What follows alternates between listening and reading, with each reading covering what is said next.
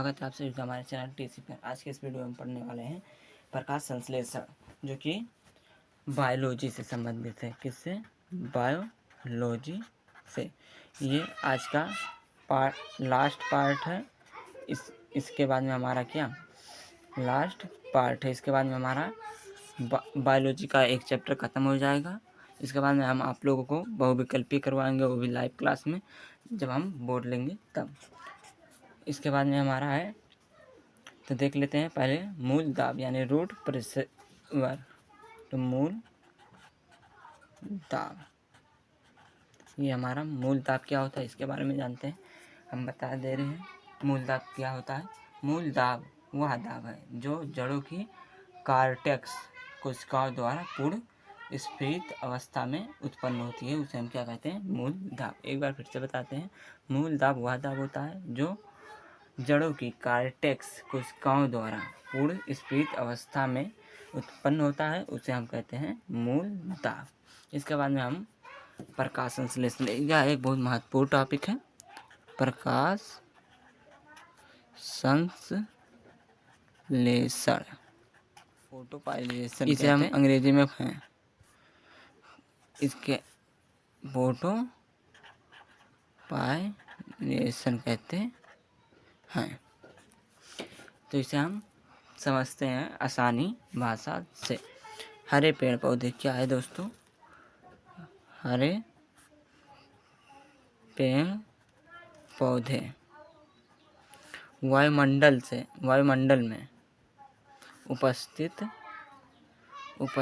क्या दोस्तों? उपस्थित कार्बन डाइऑक्साइड CO2 तथा भूमि से जल, इसे आपको याद होना चाहिए, भूमि से जल यानी कि H2O, भूमि से जल को ग्रहण करके, को एग्जाम में बहुत बार पूछा गया है, ग्रहण करके सूर्य के प्रकाश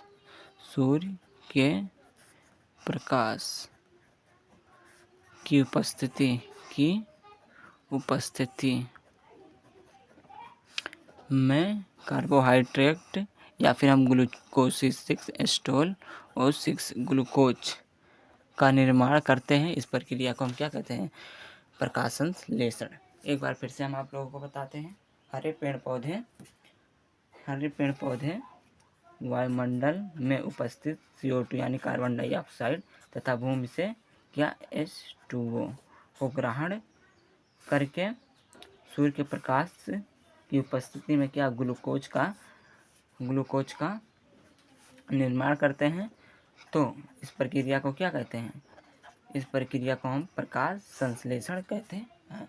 यानी कि यहाँ पर हम सिंपली भाषा में कुछ इस तरीके से समझें, ट्रिक के साथ में। हरे पेड़ पौधे वायुमंडल की उपस्थिति में CO2 प्लस में भूमि से क्या जल यानी H2O लेते हैं और क्या उसके बाद में सूर्य के प्रकाश में क्या बनाते हैं? ग्लूकोज या कार्बोहाइड्रेट। ग्लूकोज प्लस में हमारा O2 हो जाए। ये आप लोग इसे कर लेना संतुलित, यहाँ पर भी होगा, यहाँ पर ये हमारा हो जाएगा प्रकाश संश्लेषण की क्रिया। ये बहुत वेरी इम्पॉर्टेंट है दोस्तों, एग्जाम्पल में कई बार पूछा गया है। इसके बाद में हमारा है प्रकाश संश्लेषण की विशेषताएं। प्रकाश संश्लेषण की 2 विशेषताएं क्या क्या है देखते हैं। प्रकाश संश्लेषण की विशेषताएं। अब क्या क्या है ये देखते हैं। नंबर पहला, वायुमंडल की कार्बन डाइऑक्साइड से कार्बन व ऑक्सीजन प्राप्त किए जाते हैं। ये हमारा पहला विशेषता क्या है? वायुमंडल से कार्बन डाइऑक्साइड से ऑक्सीजन प्राप्त किए जाते हैं। दूसरा हमारा है, जल से हाइड्रोजन ली जाती है। जल से क्या ली जाती है? यानी कि H2O से ये हाइड्रोजन ली जाती है। इसके बाद में प्रकाश संश्लेषण की क्रिया विधि। अब इसे भी हम देख लेते हैं। प्रकाश संश्लेषण की क्रिया विधि क्या होती है? क्या है दोस्तों? प्रकाश संश्लेषण की क्रिया विधि क्या होती है, हम इसे देखते हैं। प्रकाश संश्लेषण की क्रिया विधि। प्रकाश संश्लेषण एक जटिल अवरोध उपापचयी अभिक्रिया है। यह क्रिया 2 चरणों में होती है। यह क्रिया कितनी? 2 चरणों में होती है। 2 चरणों में होती है। पहला चरण हमारा है प्रकाशीय। क्या है दोस्तों? प्रकाशिक अभिक्रिया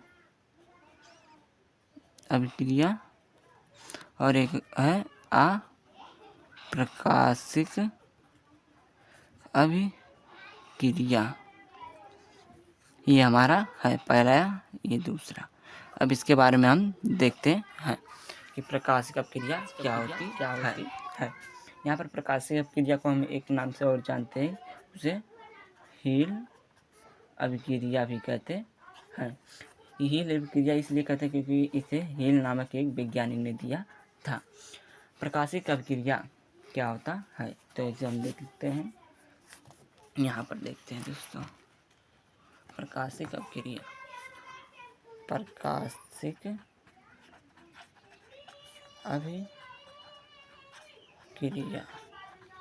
क्या होती है? प्रकाशिक अभिक्रिया प्रकाश की उपस्थिति में होती है। किसकी उपस्थिति में? प्रकाश, मतलब कि प्रकाश होना आवश्यक है। इसके बाद में इस अभिक्रिया को क्या 1937 में ईस्वी में हील नामक वैज्ञानिक ने दिया था। हील नामक, ये पॉइंट वाइज है, ये पहला पॉइंट हो गया, ये दूसरा पॉइंट। हील नामक वैज्ञानिक ने दिया था। इसके बाद तीसरा हमारा है, यह अभिक्रिया हरित तलक की कहाँ पर? ये वेरी वेरी इंपॉर्टेंट है दोस्तों।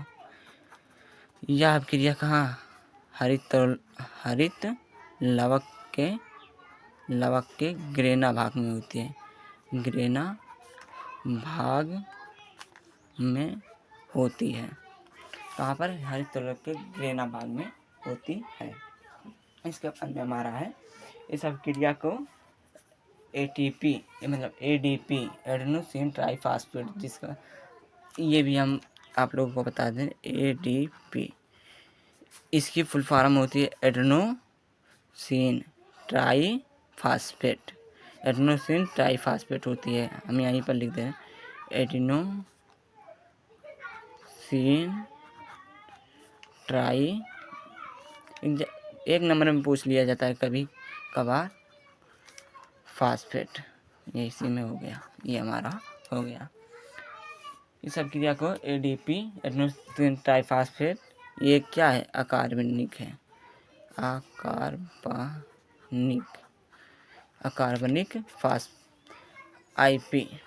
IP का मतलब अभी बता रहे हैं। फास्फेट जुड़कर ATP का निर्माण करता है। क्या? ATP का निर्माण करता है। यहाँ पर हम समझेंगे ADP प्लस में क्या? IP बराबर में जुड़कर क्या करते हैं? ATP का निर्माण, मतलब ADP और IP जुड़कर, ये IP हमारा है इंगनोमी फाइटोरिएशन। यह हो गया हमारा। यहाँ पर अब हम इसे हम कहते हैं फोटोपाइलेशन, इसी को कहते हैं। इसके बाद में हमारा है एक नोट हम देखेंगे। यहाँ पर क्या देखेंगे दोस्तों? नोट। ADP से ATP, क्या? ADP से ATP निर्माण को हम क्या कहते हैं? निर्माण को हम अभिक्रिया को फोटोस्पिरिलेशन कहते हैं। ये फोटोस्पिरेशन कहते हैं। इसके बाद में अप्रकाशीय अभिक्रिया है। क्या दोस्तों? अप्रकाशीय अभिक्रिया। बहुत ज़्यादा गर्मी हो रही है। क्या है? अप्रकाश अभिक्रिया, इसे भी हम देखते हैं। अप्रकाशीय अपक्रिया होती क्या है? अप्रकाशीय, इसका मतलब आ का मतलब अनुपस्थित, मतलब कि ये प्रकाश की उपस्थिति में नहीं होती। ये हमारा पहला ही पॉइंट हो गया, प्रकाश का उपस्थिति ना होना, प्रकाश ना होना, ये हमारा हो गया। इस अपक्रिया को क्या, ये दूसरा हमारा पॉइंट है। इस अपक्रिया को ब्लैकमैन ने दिया था। किसने? ब्लैकमैन। इसे भी पूछ लिया जाता है कि यहाँ पर किसी अपक्रिया को किसने दिया था, और इसे भी एक क्वेश्चन और पूछ लिया जाता है, यह पत्तियों की किस जगह पर होती है? तो यह पत्तियों के स्ट्रोमा, कहाँ पर? स्ट्रोमा भाग में होता है, भाग में होता है। इसके बाद में इस अपक्रिया में क्या होता है दोस्तों? इस अपक्रिया में ATP तथा NADPH2 की सहायता से क्या होता है? CO2 का अपचयन होता है, अपचयन होता है। यही हमारा हो गया। आज का टॉपिक यहीं पर ख़त्म होता है दोस्तों, मतलब अभी ख़त्म नहीं हुआ है, अभी और कुछ है थोड़ा सा है। प्रकाश संश्लेषण को प्रभावित करने वाले कारक देख लेते हैं। क्या दोस्तों? यहाँ पर है प्रकाश संश्लेषण को प्रभावित करने वाले कारक कौन कौन से हैं, यहाँ पर हम देखेंगे। प्रकाश संश्लेषण को प्रभावित करने वाले कारक कौन कौन से हैं हमारे कारक? पहला है जल, मतलब कि ये जल भी प्रकाश को प्रभावित कर सकता है। इसके बाद में है सूर्य का प्रकाश, ये हमारा दूसरा है, सूर्य का प्रकाश। इसके बाद में हमारा तीसरा है, ये दूसरा है। इसके बाद में हमारा तीसरा है क्लोरोफिल की मात्रा, क्लोरोफिल की मात्रा, ये हमारा है। इसके बाद में है जल की मात्रा और आदि। इसके बाद में हम देख लेते हैं विटामिन के बारे में कि जल में, ये हमारा आज का लास्ट और ये पार्ट का लास्ट टॉपिक है। जल में घुलनशील, क्या घुलनशील कौन कौन से हैं? तो यहाँ पर है विटामिन बी सी हमारा है। जल में अघुलनशील विटामिन कौन कौन से हैं? 4DK, ADK, ये हमारा हो गया। इसके बाद में हम देख लेते हैं कि विटामिन का वैज्ञानिक नाम, जैसे कि vitamin A, C, D, E, K को हम वैज्ञानिक के भाषा में क्या कहते हैं? इसे कहते हैं रेटिनॉल। विटामिन ए को कहते हैं रेटिनॉल। ये भी एक नंबर में कभी कभार पूछ लिया जाता है। इसे कहते हैं एब्सकॉर्बिक अम्ल, एक प्रकार का अम्ल है। विटामिन सी, इसका विटामिन डी क्या है? कैल्सीफेरॉल,